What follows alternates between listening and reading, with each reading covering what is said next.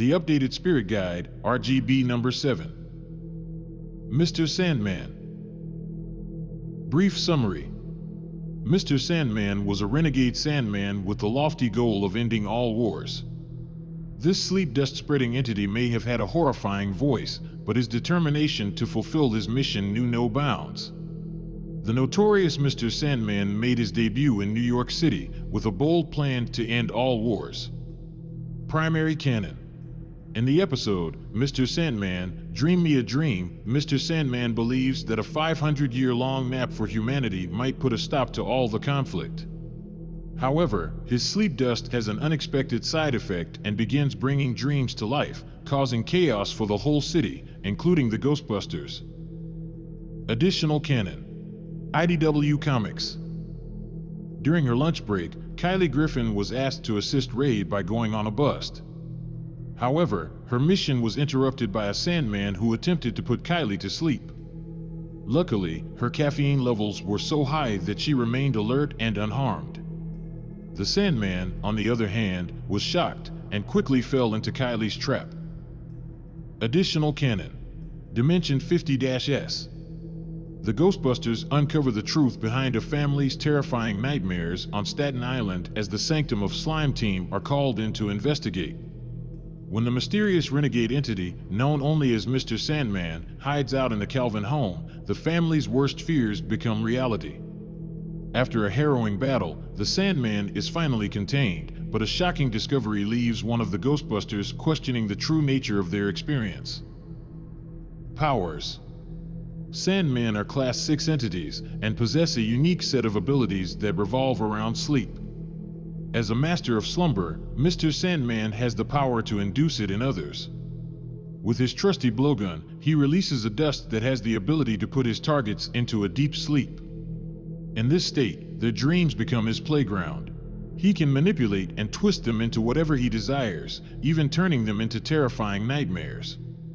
Aside from his manipulation of sleep, the Sandman also possesses the power of teleportation. This allows him to swiftly evade attacks and strategically plan his next move.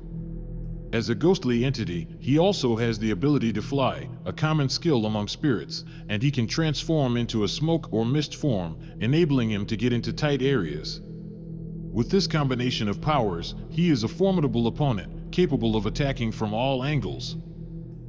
Mr. Sandman may be a master of sleep and dream control, but his overconfidence and ignorance prove to be his ultimate downfall. If his victims become aware that they are asleep, they can take control of their dreams, turning the tables on the Sandman. Unfortunately, he underestimates the power of those asleep. As a result, he falls victim to his own arrogance, ultimately leading to his failure. Personality.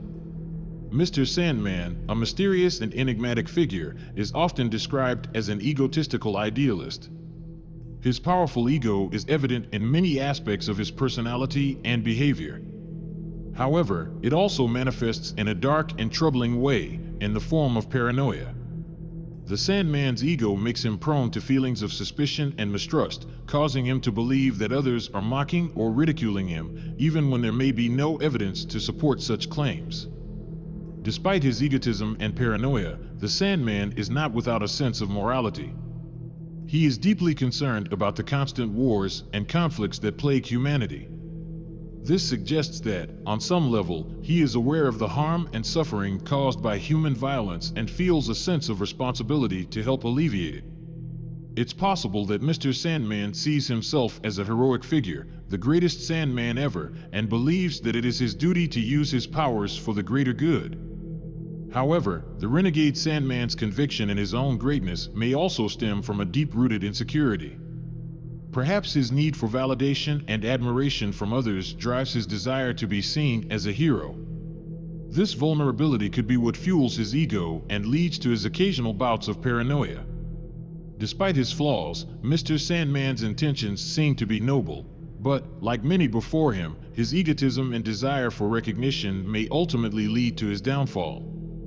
Only time will tell if he can overcome his ego and truly use his powers for the betterment of humanity, or if his inflated sense of self will consume him in the end.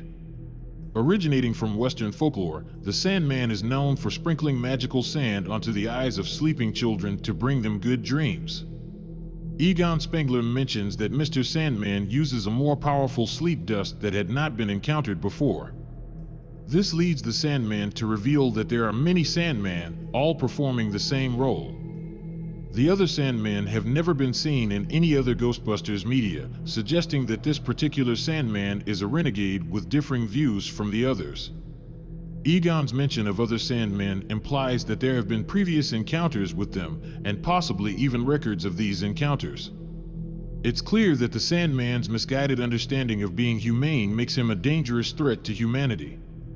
For example, if you were to put the world to sleep, a natural disaster could occur without anyone to come to the aid of those affected. And if you were to incapacitate all the Ghostbusters, no one would be left to stop future paranormal threats. Overall, while the renegade Sandman may not be inherently evil, his skewed perception of morality makes him a dangerous force to be reckoned with. Trivia. Peter mentions he had a dream about a man, resembling the Sandman, the night before the Ghostbusters encountered him. Mr. Sandman makes a cameo on a special sketch cover of Ghostbusters, Issue 9. On page 11 of Ghostbusters, Volume 2, Issue 18, a Sandman's bag and blow gun makes a non-canon cameo on top of the white locker. On the convention cover of Ghostbusters, Get Real, Issue 1, Mr. Sandman makes a non-canon cameo. On page 27 of Ghostbusters Annual 2015, Mr. Sandman makes a non-canon cameo in Tobin's Spirit Guide, on the right. Mr. Sandman appears on the IDW convention variant cover of 35th Anniversary, The Real Ghostbusters. The Rogue Sandman also appears in the Real Ghostbusters episode, Xmas Marks the Spot. Episode Summary. The episode begins with a sweeping view of the vibrant Manhattan skyline on a sunny morning. Inside an apartment, a man was engrossed in a comic book while his wife, dressed in sports gear, urged him to join her outside to enjoy the gorgeous weather. However, he decided to remain indoors, explaining to his wife that he had not indulged in a comic since his childhood. While he stayed put, his wife excused herself to prepare in a different room. As the man read his comic, a hazy pink mist was snaking its way through the building, seeking out its next unwitting prey through the maze of ventilation. A mysterious presence materialized before him. In a matter of seconds, it transformed into a strange entity, catching the man's attention. Without warning, the enigmatic figure scattered sparkling dust onto the man, resulting in an overwhelming feeling of drowsiness. He could not resist the urge to yawn before succumbing to a deep slumber. As the man's wife called out from the hallway to confirm if he was coming or not, she could hear an odd noise, but she was unaware of the looming threat behind her. A dark shadow caught her eye, its writhing tentacles sending shivers down her spine. She couldn't help but scream in terror as she turned to face the horrifying creature. Over at the Ghostbusters firehouse, the team were having breakfast as Peter arrived late to the table, still in his pajamas.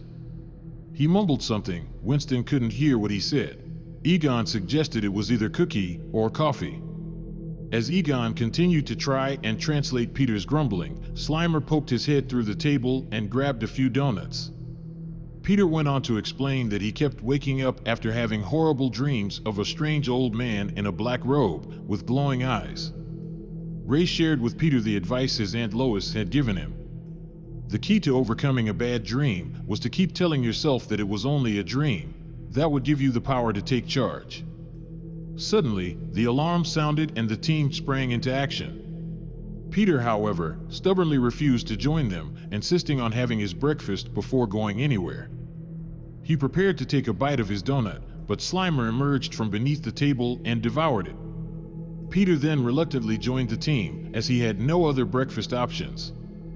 As they reached the apartment from where the emergency call was made, everything appeared to be calm. Winston remarked that he expected to see more people panicking and running in fear. As the Ghostbusters entered the apartment, they braced themselves for whatever challenges may lie ahead. Little did they know, they had just missed a bizarre parade of peculiar dream characters outside in the street. The Ghostbusters scoured the apartment building, and Egon's specialized equipment detected a powerful surge of psychic energy emanating from one of the apartments. Intrigued, he directed the team to investigate further. Peter raised his hand to knock on the door, but before he could do so, the door suddenly swung open. In a split second, a metal tentacle appeared, forcefully pulled Peter inside, and slammed the door shut. As the team stood outside the apartment in shock, they could hear Peter's muffled cries of struggle from within. Winston declared that they needed to help him. The team readied their throwers and unleashed a mighty blast, shattering the door into a shower of fragments. With determination, they entered the apartment, ready to confront whatever awaited inside. As they entered, they were met by a strange sight, an octopus-like robot with menacing metal tentacles and an alien head encased in a robotic dome. One of its tentacles held Peter in a firm grip. Winston shouted "Blast it," but Egon quickly advised him to hold off. The creature was emitting unusual ion readings, and Egon was unsure of how the proton streams would affect it. Determined to defeat the creature, the team took a risk and adjusted their throwers before unleashing the streams. The result was a spectacular explosion of pink smoke and glitter, which sent Peter flying into the adjacent room. Peter slumped in an armchair, his appearance disheveled. As he gazed up, he noticed a gentle snore emanating from a floating figure above him, peacefully asleep. Peter beckoned the rest of the Ghostbusters to join him. They all gathered around the doorway to see the mysterious floating man. In his usual witty manner, Peter turned to Egon and asked if it was common for people to float in the air.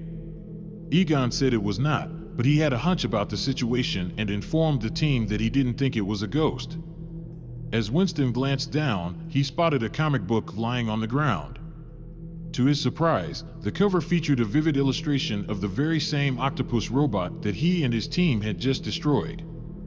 That was the moment that sealed the deal for Egon. He confidently informed his team that he believed he had figured out the culprit, but the truth was almost too unbelievable. Ray called out to the team, urging them to come to the window if they wanted to witness something truly unbelievable. As the team gazed out the window, they were greeted by a colorful parade of peculiar dream characters of all shapes and sizes. A speedy tortoise and hare raced back and forth, while Vikings sailed through the sky on a flying boat. And amidst it all, an alien whizzed by, in a UFO. With unwavering certainty, Egon announced that the team was up against the Sandman. Winston was skeptical. He doubted the existence of such a creature. The street was a scene of utter chaos as the team looked on, surrounded by wild dream creatures running amok. Just as they were taking in the scene, a familiar figure emerged from around the corner. The Stay Puft Marshmallow Man was here. Without hesitation, they sprinted towards a nearby alley and took cover, landing in a pile on the ground. As they looked around, their eyes were drawn to a sleeping child with a large bag of Stay Puft marshmallows in his hands. Winston was finally convinced with Egon's theory, and Peter opened the floor for suggestions. Just as the team was discussing what to do next, they heard a horrifying voice from overhead. "We are many," called the Sandman. "We are responsible for ensuring the world gets the rest it needs. But who tends to the world's need for peace?" The Sandman said that he did not care that the others had called him a renegade. He remained determined to carry out his plan of saving the world by putting everyone into a deep sleep for 500 years. As the team listened in disbelief, the Sandman disappeared into thin air. Where could they possibly find the elusive Sandman now? Egon's keen observation pointed them to a trail of sleeping citizens scattered along the street, hinting at the Sandman's possible direction. A nearby building hummed with the lively energy of a DJ hosting a breakfast show in his studio. An 80s dance rendition of Mr. Sandman filled the air, setting the perfect tone for the start of the day. The DJ was disappointed with the lack of callers and questioned if everyone had fallen asleep. To his surprise, a voice came through his headphones admitting, "Actually, yes they have." The DJ flung his headphones onto the studio floor. In a cloud of pink shimmering smoke, the Sandman emerged from the earpiece and put the man to sleep. The DJ collapsed onto his mixing desk, abruptly halting the music. In that moment, the Sandman took the mic and declared to the city, "Time to stop fighting, time for Betty Buys." Sometime later, the Ghostbusters had successfully caught up to the elusive Sandman by following the trail of sleeping people and fantastical creatures. As the group looked up, they saw the Sandman perched on the corner of a towering building. In an attempt to take the Sandman by surprise, they aimed and fired their streams at him. But before they could even blink, he disappeared in a flash of glittering smoke, leaving the team stunned and confused. As the Ghostbusters stood poised for action, the Sandman materialized from a crack in the wall behind Winston and tried to put him to sleep with his blowpipe. Winston quickly dove to the side and unleashed his proton stream at the Sandman. The elusive entity managed to slip away just in time, disappearing back through the crack in the wall in a puff of smoke. The Sandman reappeared on top of a nearby building, looming over the Ghostbusters as he launched into a harrowing lecture on the horrors of an awake humanity. The Sandman decided he needed to eliminate the Ghostbusters, and to do so, he would use the army of creatures born from the dreams of the sleeping residents of New York.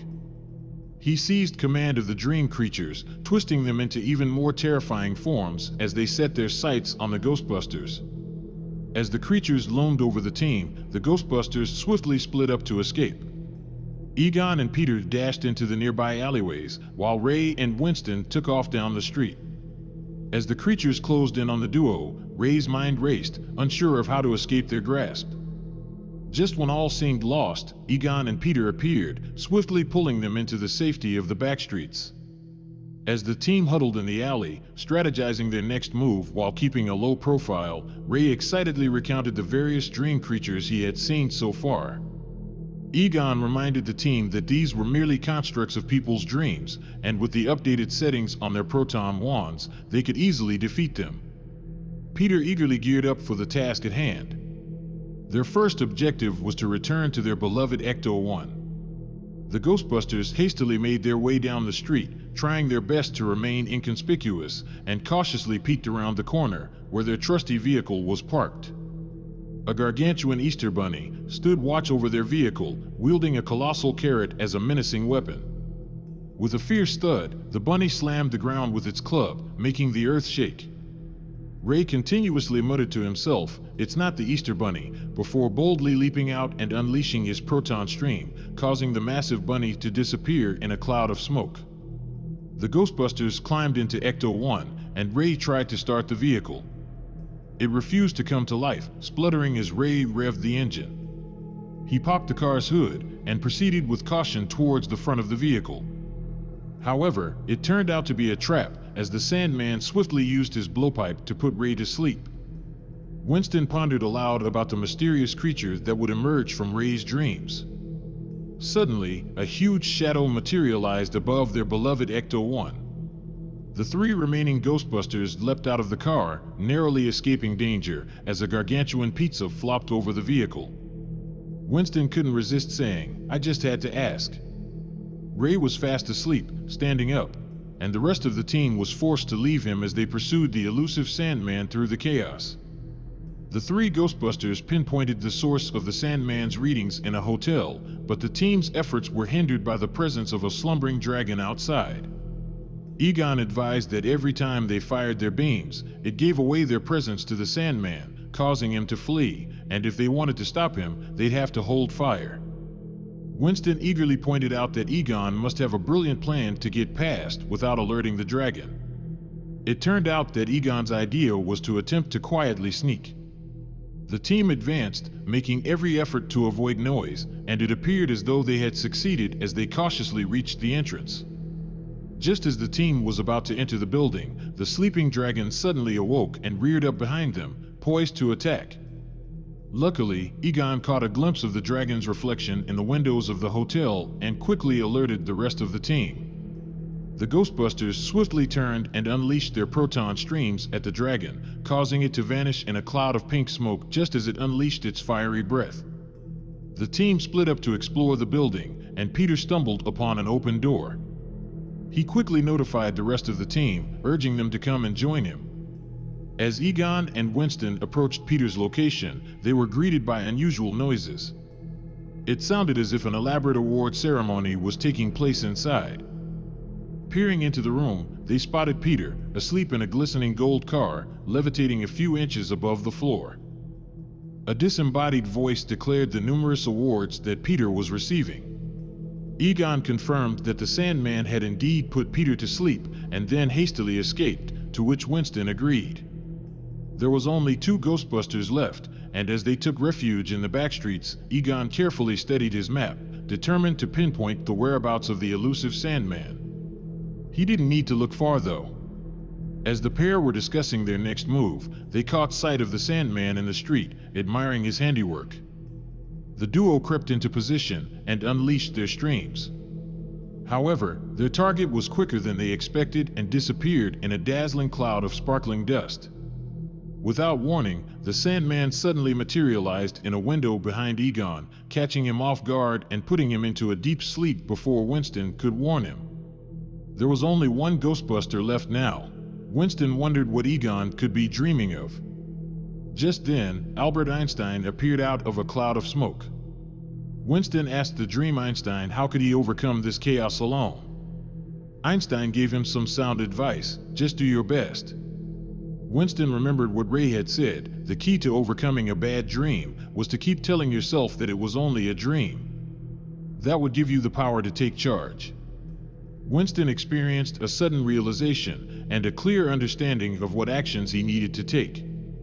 With a solid plan in mind, all he had to do was make his way back to the fire station. Upon returning to the firehouse, Winston discovered that Janine and Slimer were still awake. He wasted no time in sharing his plan with them. The Sandman made a grand entrance by forcefully knocking the fire station doors off their hinges and then striding in, greeting the trio with an ominous "Nighty-night, friends." Janine and Winston quickly unleashed their proton streams at the Sandman, but he was too fast and disappeared in a puff of pink smoke. Janine was taken by surprise as the Sandman suddenly appeared behind her, putting her into a deep slumber with his sleep dust. He turned and told Winston that his rebellious actions would make him the greatest Sandman ever as he advanced and prepared his pipe to put the Ghostbuster to sleep.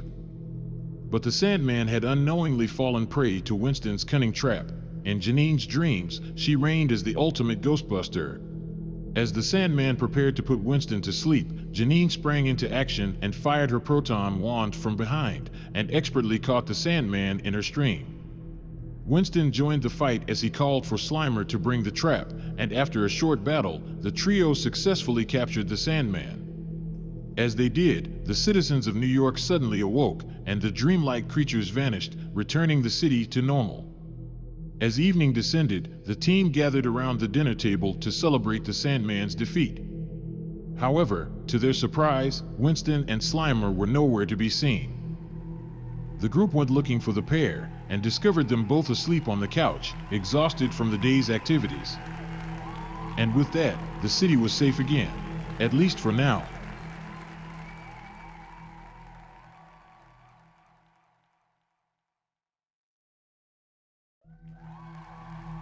Thank you so much for your time today. We appreciate every one of you.